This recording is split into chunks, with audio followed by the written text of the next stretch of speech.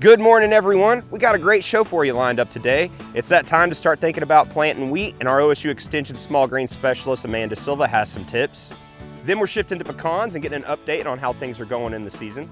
Then our OSU Extension beef cattle specialist, Dr. Beck, has some tips when it comes to fall weaning, plus a special livestock marketing report all the way from Canada. We have all that and more, so grab your cup of coffee, because SUNUP starts right now.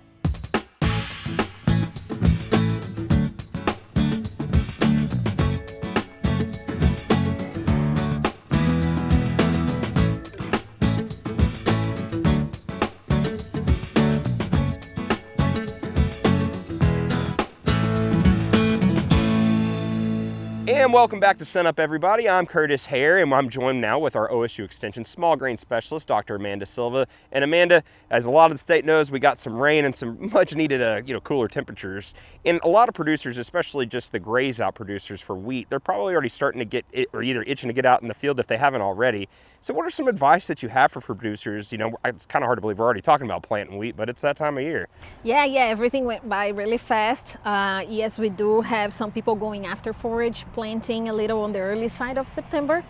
As far as advice for our dual purpose producers, what we have seen is that mid-September window is the optimal time where they can maximize forage but also not penalize yield, so we still get that good yield potential for wheat in dual purpose.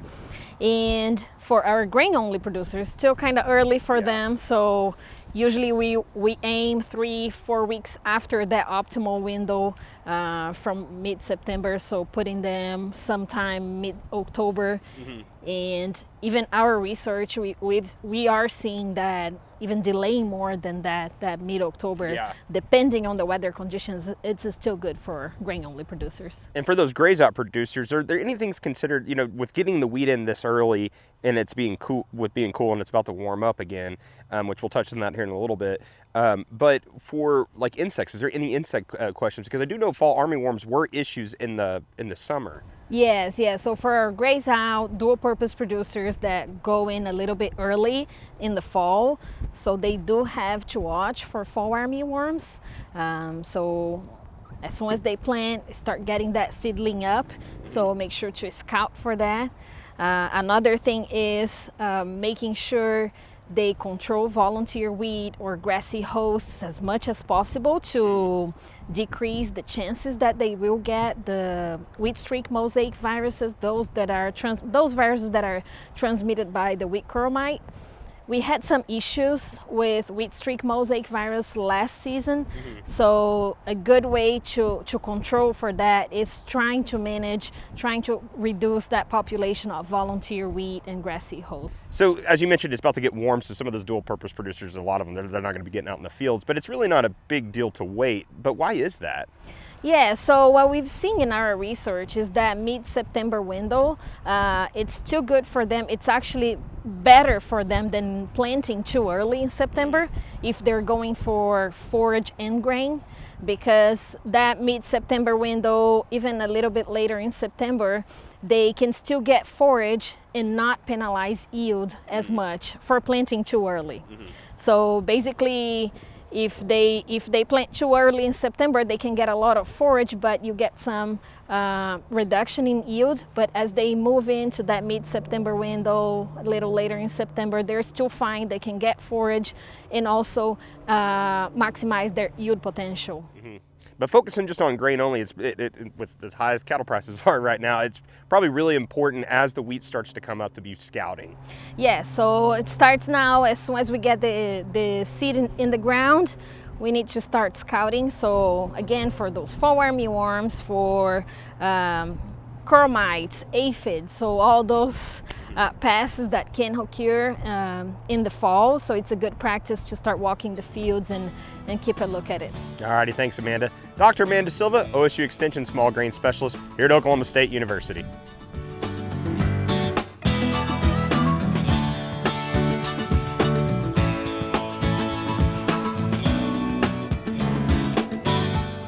Well, the pecans are starting to drop, so how's the crop looking this year? SUNUP's Elizabeth Hocutt caught up with our OSU Extension fruit and nut specialist, Dr. Becky Carroll, to find out more. We're here now with Becky Carroll, our OSU Extension fruit and nut specialist. And Becky, we're starting to think about pecans now. We're kind of in the middle of the season. What are producers thinking about? Yeah, this year has been a little bit different season, but right now growers are monitoring their traps for pecan weevil. And although we kind of had an early emergence with all the rains in July, we had a lot of them come out of the ground early. And at that time of the year, those pecans are in the water stage. So if they're probing those nuts, they fall to the ground.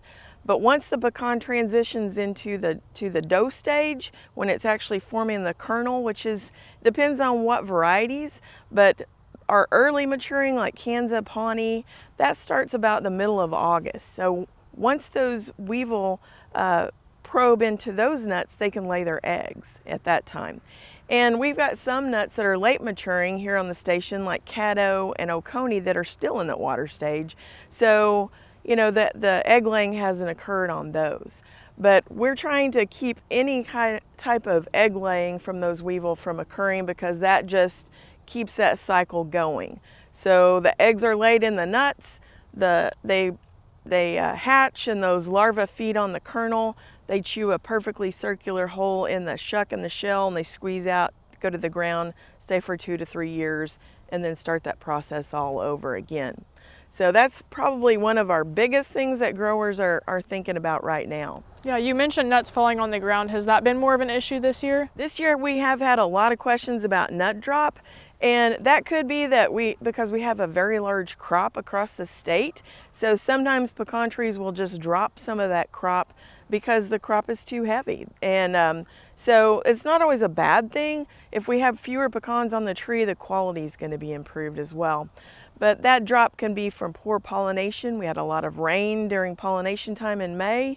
It could be from insect feeding, too much water, not enough water, too cloudy days. There's so many reasons that a pecan tree will drop pecans on the ground. Yeah. So where are we kind of at in the cycle of things? Are we kind of on time?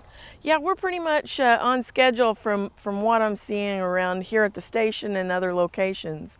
The nuts, the early ripening, they are filling out, so that kernel is almost completely filling that shell, and we want to have no air pockets in that kernel. We want to be completely filled with good pecan meat. And so that's the stage when we really need to be pushing the irrigation if we're not getting rainfalls. About 2 inches a week is what we'd like to have during that nut fill time period. And then once they get completely filled, no air pockets, we can back off on that irrigation schedule a little bit. But we don't want to forget about irrigation when it comes to shuck split time too, because without water, those shucks won't open at the right time. So we need to have good moisture to open up the shucks like they should as well. Yeah, so some rainfall coming up would be good for us.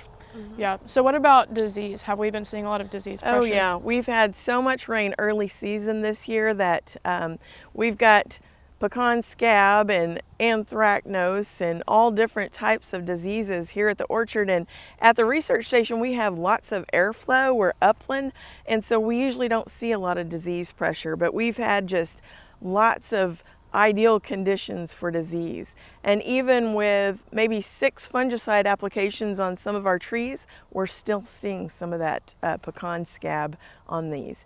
If it's not too bad, it may not affect the nut quality that much, but when you start getting a little more coverage on that shuck, the nut size will be affected. And if it's too much, those nuts may drop to the ground, or they just won't open when it's time to have shuck split. Yeah, and you do have a field day coming up to talk about all of this stuff. Yeah, we have a field day September 25th. It's in the morning. We have sign in about 9. The program starts at 9:30. We'll finish about noon with a meal from Ag Credit. And we'll touch on all different types of management things that pecan growers need to be thinking about, from tree spacing, nutrition, how to take soil and leaf samples, all different types of things. All right, thank you, Becky. And for a link to that field day, just go to our website, sunup.okstate.edu. We just want to remind you about 2 exciting field days coming up in a few weeks. First up is the Peanut and Cotton Field Day. This event will be 5 p.m. to 8 p.m. on September 18th at the Caddo Research Station in Fort Cobb. Topics will include weed management, harvest aids for cotton, peanut varieties, and much more. Then the Cotton Field Day on September 25th at the Southwest Research Station in Altus. Topics will include cotton variety trials, weed control, irrigation, and much, much more. If you'd like more information about these field days, just scan this QR code.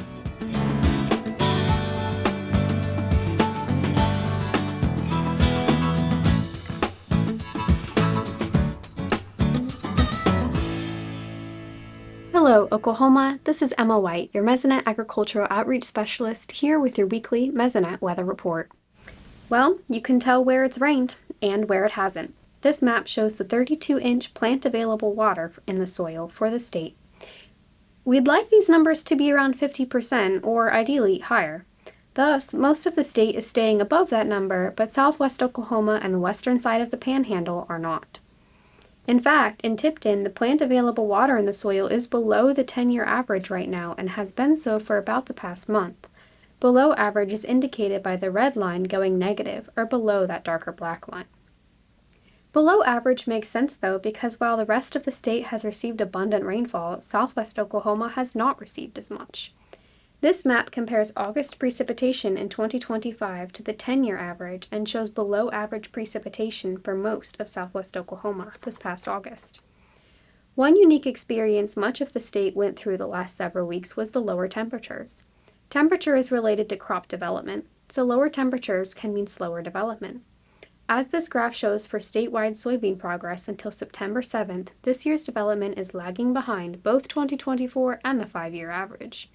Hopefully, the warmer temperatures this week can help put that soybean and corn back on track.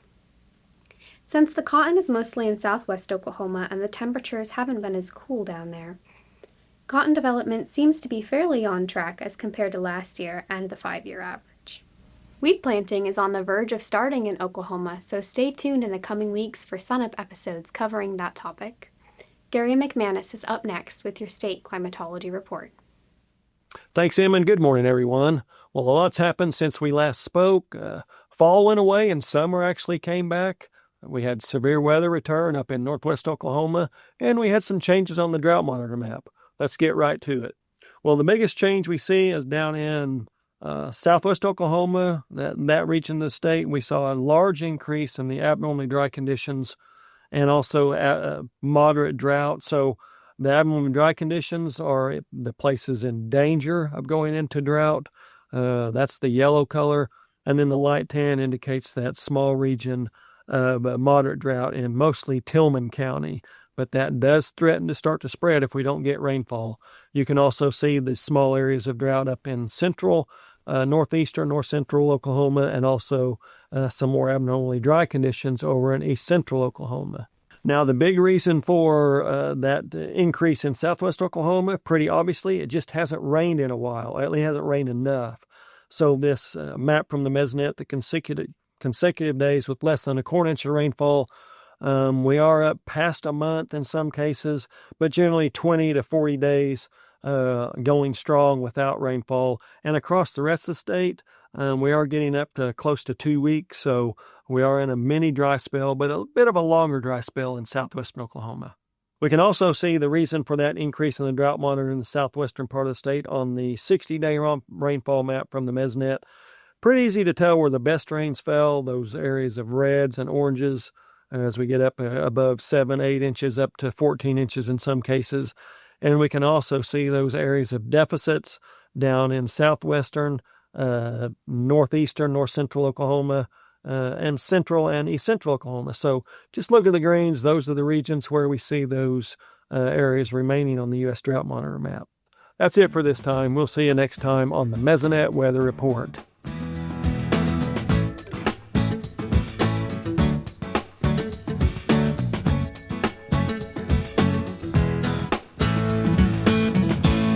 Welcome to Livestock Marketing. We're doing things a little bit differently because our very own Derrell Peel is off up north in Canada. So Derrell, kind of quickly talk a little bit about what you're doing in Canada. Yeah, so I'm in Lévis, Quebec, Canada, which is right across the St. Lawrence River from Quebec City. And so we've spent the last several days making our way here, seeing some things across the country. So this definitely isn't kind of like more vacation. This is work. So what are you looking at? Well, it's a little bit of both. We are seeing some things. I'm taking some annual leave. We visited Niagara Falls on the way up here the other day, but the timing of this trip was because this is when the Canadian Cattlemen's Association are having their semi-annual meeting. And so I'm here to be here. I've been serving as a mentor for the last year for one of the members of their young leadership program. And so they're graduating, and I wanted to be here for that. So get a chance to visit that for a couple of days as a part of this trip. Well, that's great. So kind of talk us a little bit about the Canadian cattle industry. How is the cattle industry up there? Price is obviously high worldwide, but how's cattle industry in Canada? Yeah, you bet. Canada, for the most part, has struggled much like the U.S. the last few years with a lot of drought, and their cattle numbers have been declining, again, much like the U.S. But just recently, the Canadian Statistical Agency issued new reports for July 1 that showed for the first time since, I think, 2021, their cattle herd grew a little bit this last year in Canada. Canada has about 11.9 million head of cattle total in their industry. And that was up about 0.8%. The beef cow herd was up about 0.4%. And their beef replacement heifers were up 2% on a year-over-year basis. So it looks like they've started some retention and some herd rebuilding that we have not seen yet in the U.S. So in regards to kind of like looking at the trade picture and just in worldwide production, what is the relationship between these two countries for our country and Canada? Yeah, we have a very integrated relationship with Canada as far as cattle and beef, both. Canada, we do a lot of bilateral trade of beef with Canada. So we both import. Canada is the number 3 source of beef imports into the U.S. So far this year, those imports are down about 3.5%.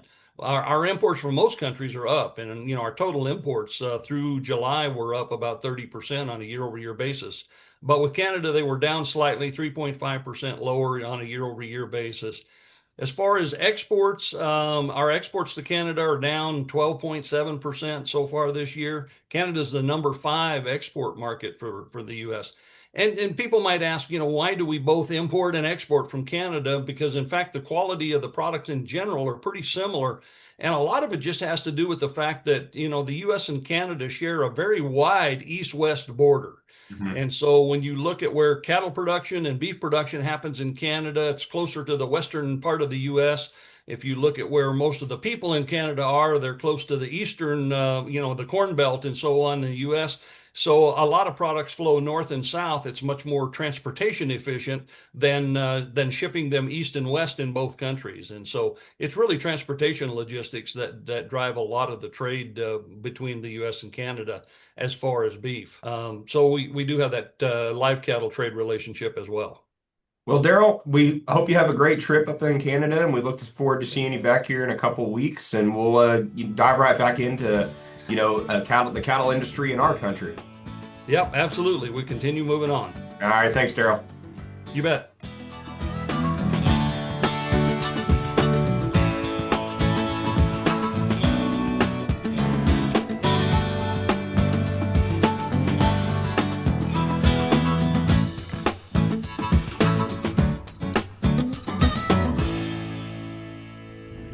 Good morning, Oklahoma. Welcome to Cow-Calf Corner. Our topic this week is the 7% rule of body condition scoring cows. We know body condition scoring is a really effective management tool, and it is that time of year as we think about weaning calves. Cows are slicked off, and honestly, if they've done a good job of raising a calf, they should be at about their thinnest condition point that they are in the annual cycle of production. So it's a good time to assess body condition scores and think about a target if we need a little additional feed or supplementation going into calving next spring, or if our cows are right where they need to be. Why is this important? We know that a cow is more likely to breed back quickly if she calves at a body condition score 5.5 to 6. Now for a bred heifer, we say we need to keep that threshold at about 6 because that's going to give them the body energy reserves that they need once they've calved, went through the stress of calving, potentially with winter and spring calving where we may have some inclement weather.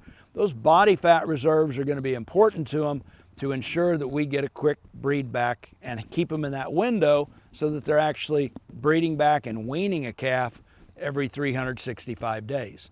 Why is this time of year important? And the 7% rule, where does that come into play? Well, if we assess body condition score on our cows right now, and we're weighing cows, getting a feel at the time of weaning of what our actual mature cow size is, we can take the current weight of the cow. If we want to keep or put a body condition score on her, we need to add about 7% of what she currently weighs. Take, for example, if our 4 to 7 year old cows are weighing about 1,200 pounds right now, we assess body condition score and we call them about a 5 on average. We'd like to bring those back to a 5.5 or 6. 7% of 1,200 pounds means that those cows will be at a body condition score 6 at about 1284. If we only want to put a half a body condition score on them, we need to get them up to about 1240 to 1250. So, effective management tool of body condition scoring, having those cows where they need to be at that point that they start to calve so that we get good breed back. It really starts now. Assess body condition scores. As you equate that to a weight, take about 7% of where they are. That's going to take you one body condition score or another in either direction. As always, thanks for joining us on Cow-Calf Corner. Finally today, OSU Extension beef cattle specialist Dr. Paul Beck has some tips to make your fall weaning program successful this season. Well, good morning. Today we're going to talk about weaning and getting prepared for weaning. We've had some beautiful weather this fall so far, and I've talked to a lot of producers that are already starting to wean their calves, and I just felt it's time to bring up some points that we need to consider in getting prepared for weaning. We need to be sure we have all of our vaccines, dewormers, pharmaceuticals ready to go and in place. There's nothing that really slows down the process more than having to go to town and get more pharmaceuticals. But before that, we really need to work on getting our calves ready to wean. If we have a set of facilities that we normally wean in, it's best to get the calves familiar with those facilities before we wean. We can bring them in and feed the cows with the calves in there for a few days leading up to weaning, and just make them used to coming in so that it's not a big struggle to get those calves caught, and then they know where they're at. Try to keep everything the same, make it just a normal day until you get that gate shut and the cattle caught. If we are practicing good cattle handling practices, we're quiet, we're slow, and the cattle are calm and we are calm. Whenever we start getting excited, the cattle start getting excited, and that's when we start losing a lot of body weight through that weaning process. We need to have clean water. Cattle dry matter intake is related to water intake. So if we have limited water intake, they will limit their feed intake. We need to have highly palatable, dust-free, fresh hay available for these calves. So it's something that they're familiar with while they're weaning. They've been exposed to it while they're with the cow, or it's similar to the grass that they've been consuming. A high-quality receiving feed that's formulated and supplemented to include all the minerals and vitamins that they would need during the weaning process is also important. It's got to be dust-free, it's got to be palatable, so those calves will eat it and will have all the nutrients they need through the weaning process. We're pushing the immune system through vaccination along at a time when they're stressed from separation from the cow.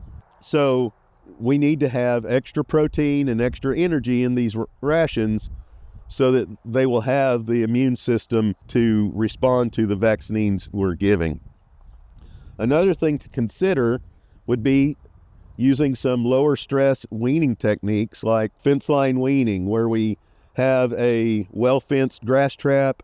We can bring the cows and the calves into it for a day or so before weaning, separate the cows and calves, leave the cows in that trap, and then bring the cows out into a pasture next to them. The fences have to be good. A good hot wire along with a solid barbed wire fence actually is sufficient for this.